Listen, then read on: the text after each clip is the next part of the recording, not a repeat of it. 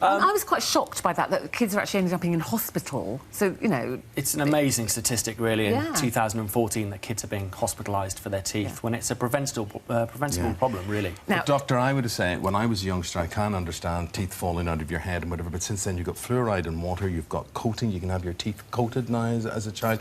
I would have thought this was on the down. Why is it on the up? This lot. I mean, there's an amazing pressure on the foods that we have are more full of sugar than ever been before. People still aren't brushing their teeth well enough. But it's a lot of things, like the hidden sugars are becoming a lot more smart. You've got, for example, fruit bars. It's one of your 5 a day. It's all marketed as organic and healthy. These yogurty yogurt bars and things that you think, oh, that looks quite healthy and fruity and nutty. In actual fact, some of these bars are... This one here is 50% sugar. 50? 50%. This is the fruit, these fruit things. So, you know, it's easy to think of that as a healthy snack, and it's the frequency of these. If you're having them all the time, you're getting constant sugary solution on the teeth, and it's that's leading to the problems. And sugary drinks, which kids are having all day long a lot of the time, aren't they? Yeah, which stick on their teeth. 100%. It's all about the exposure. We don't want to be a killjoy. If you want to have a fruit juice with your lunch, no problems. You know, that's fine. Well, we know that. Fizzy drinks, sugary drinks, chocolate darts. So here are your alternatives. Now, I know you're going to say water. Just give them water. Water's the best. In an ideal world, as a mum, I go, yes, I absolutely agree with you, but it's very hard. Can be. If I want to give them something other than water, what is the most damaging of those drinks? I think the key thing is start them young on water. They might not want it anyway. But if they are already having juice, just try and slowly reduce the concentration. Try and get it as dilute as you possibly can, and limit how often you have it. Flavour the water rather than dilute the juice. And don't let them have it all day long. So just maybe at meal times. But healthy, as you can hear, we've got children in the wings here, and we're going to show tips for brushing now. So we're going to bring them on, and we're going to have a look at that as well. But in the meantime, it's we're talking about healthy snacks. What are these? What are these? Those are breadsticks. And there's no sugar in those? No. It's, you know, again, you don't want to be having them all the time, but if because they can get stuck in your teeth. You know, things like the cheeses and stuff are really healthy, and the carrot sticks. Carrot sticks. So keep things like that in the fridge, chopped up. Yeah, it's great. And kids love that once they get used to it. OK, so who have we got here? Hello. Hello. Hello. Florence. Hello, Florence. Hey, Florence. Wow, look at all your lovely toothbrushes. Are you going to show us how to brush our teeth properly today? Can I see your teeth? Yeah. Let's see your teeth now. This is Florence. She's got a problem with brushing. She doesn't like it. And we're actually going to see just how difficult it is. Is that yours? Wow. This is how difficult it is with Florence. Let's have a look at you brush your teeth, Florence. She just doesn't like that brush in her mouth at all. And this was taken when? Was this last night? Was that film last night? Were you trying to brush her teeth there? Yes. Oh, yes. She didn't like it. She was really upset. But I just have to sort of pin her down, unfortunately. How old is sometimes. Florence?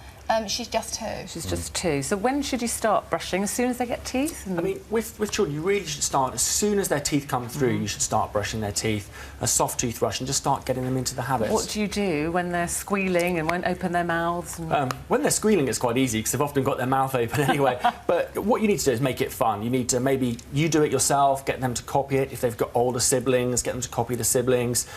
Just try and make it as fun as you can. You can start singing, just anything that makes it more enjoyable. Okay, what does make it more enjoyable? You have things like apps as well. Yeah, you've got some apps. You've got some apps here, for example. This one's called Brush DJ.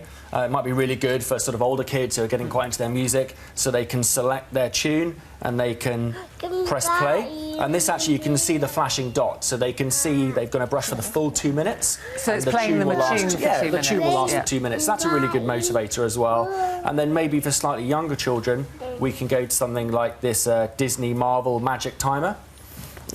So we can look at something like this product, and it's basically got a picture of a brush. As they brush, it sort of shows a picture. And as regards the type of brush that we should use, there's a big array of all sorts of different things on the market here. What have you got to say about these? Yeah, so you've got... Come around here, look. The brushes really need to be age-specific as much as anything else. So we've got brushes here for sort of toddlers and for babies up to 6+ years old. So smaller heads, soft bristles, slightly bigger handles. You know, and also it's part of it, the graphics make it fun. 2-year-olds are interested in different things than 6-year-olds. Do you think you'll be able to make it fun for Florence? Do you think we'll actually be able to introduce a brush and show her how to do? Yeah, we can have a look. We can see the mum brushing the teeth. I think for 2-year-olds, it's really important that the parents brushing the teeth for 2 minutes as much as possible, because a 2-year-old can't brush their teeth properly.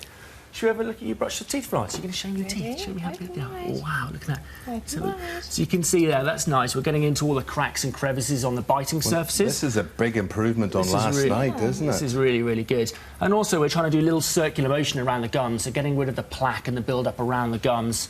And it's the plaque that can kind of cause the decay. Do you know what's more disturbing is if you've got a 12-year-old or a 14-year-old or an 18-year-old who won't actually brush their teeth, of course. Yeah. And you have to get the message through in a different way there, which is a health message or a vanity message. Yeah, you can definitely. I mean, I think you can show some pictures of tooth decay, which is quite shocking. They're getting educated in school about it a lot more now.